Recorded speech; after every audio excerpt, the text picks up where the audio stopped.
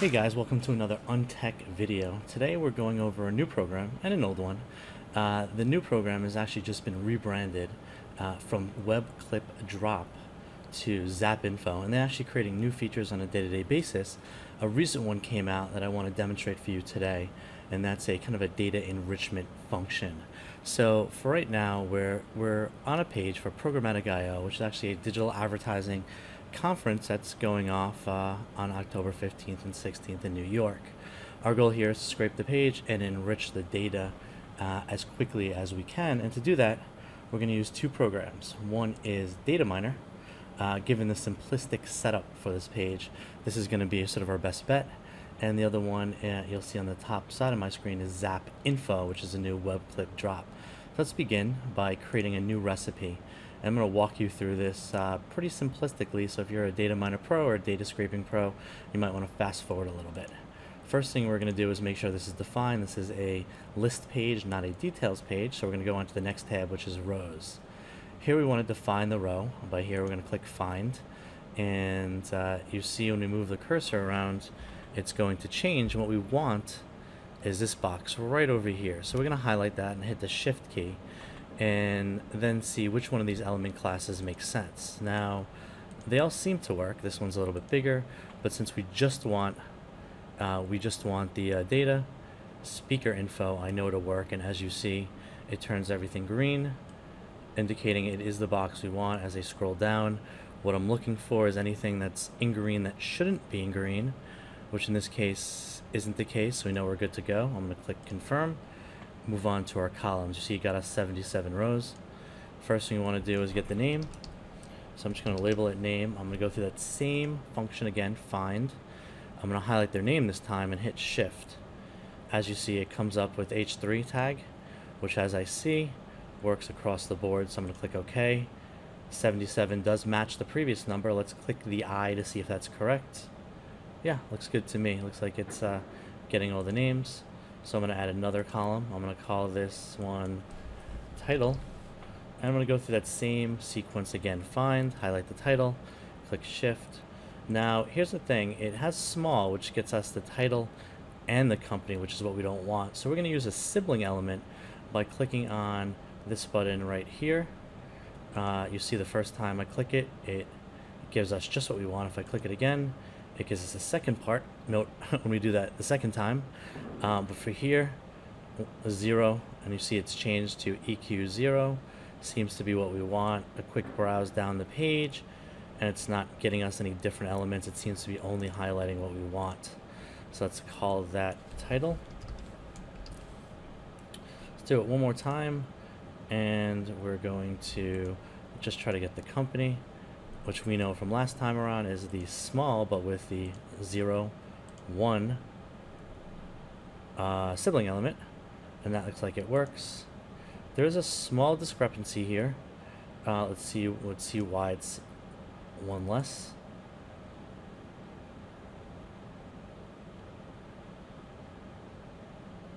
Number 16 doesn't have one. Let's scroll down, and this one, Emily, is a little bit off. You see how it's not listed. You're going to find that it's going to capture this during the title, but not what we want. Again, there probably are ways to go around that, but for one, I'm not going to bother too much. So that's what we have. We don't need to navigate, so we can just go to save, and we can run the recipe. And as you see, it's loading it up, it's scraping it, and it's got us just about everything we want, right? So here's the fun part. Let's go to download to clipboard, right? So we're going to save in the clipboard. We're going to go back here and load up our web clip drop, or Zapinfo. Here we want clip data, but we want to bulk import the records. And for here, we're going to paste it from the clipboard. The data does have records, so we're going to click continue. And it's going to say, is this full name? Yes. Is this the title? And we didn't define the company name, so let's tell it now that is the employer or company name. Looks good. Let's hit import. Now this is the fun part. Sit back and relax. Grab something to drink. Now what it's doing is it's going through each one and trying to enrich it. By enrich it, it's basically doing a Google search, looking for any information that might be linked to this person's name, LinkedIn profiles, Twitter profiles, Facebook profiles, anything along those lines. And you see it cycling through it just about 10 at a time. Since we have 70, we're just going to let it run. It's now finished 15 and updated those 17. So it's not especially fast, but considering all the work it's doing behind the scenes, more importantly, all the work you're not doing behind the scenes, this is pretty good. And I'll show you a little bit of what this looks like as soon as this is finished. In fact, I'm actually going to pause the video and let the magic of video editing come into effect. Okay, we're back, and if you take a look down the list, we imported the name and the title, but it's actually found quite a decent amount of what appears to be work email addresses, which is pretty good. But we want to go one step further. Let's take a look at one of these and see what it got us. Let's take a look at this guy.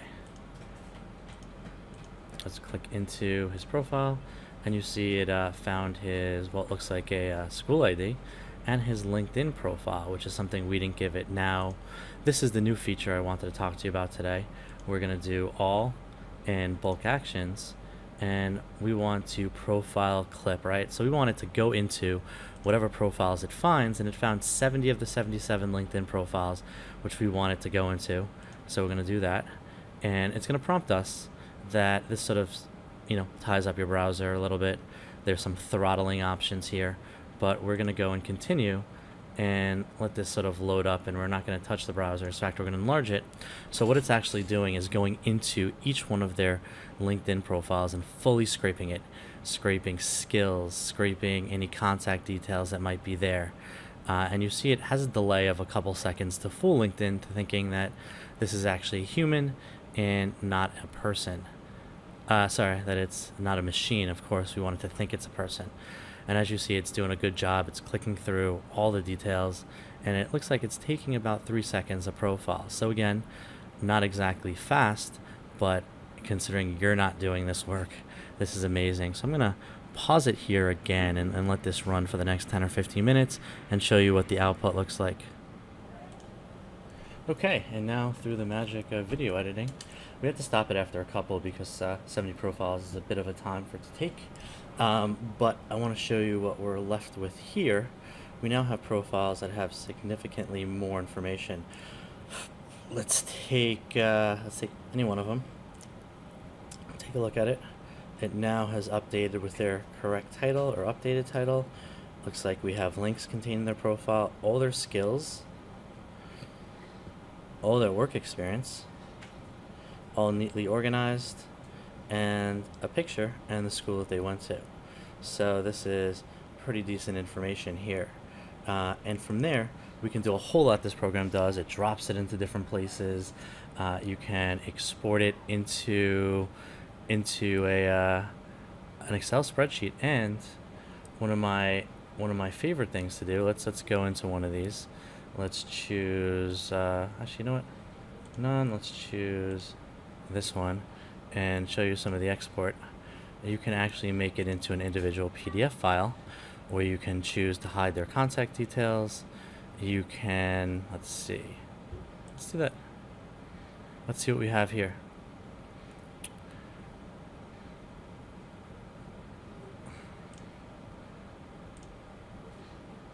And let's see what we're left with. Look at this. Functional resume. It even has information, your information, and that is my phone number, which anyone could easily find. So appreciate it if you don't ring me for no reason. It looks like it has their entire resume or their LinkedIn profile, but it's just really eloquently formatted. And you could turn this off, but it also has a link that you could send to the hiring manager. I'm going to allow this for a second, and they could actually rate the person, right? You could put in your name here, your message, like or dislike. In this case, I'm going to like it. Good to go, and submit it. And there's actually a feedback mechanism that will feed back to the person that you've liked that resume. which I think is really cool. And that's basically it. Great way to not only scrape, but to enrich. And like I said, you could put all these into an Excel spreadsheet file. Really good way to upload it into an ATS or choose which fields you want if this is a little bit too much information. And if you see, I just got an email saying there's a feedback on one of the candidates I submitted, which I think is sort of a great quasi ATS type function. Well, that's it. And this has been Zapinfo, or the new web clip drop, Dataminer, and Brett Feig over at Untech Videos. Thanks, guys.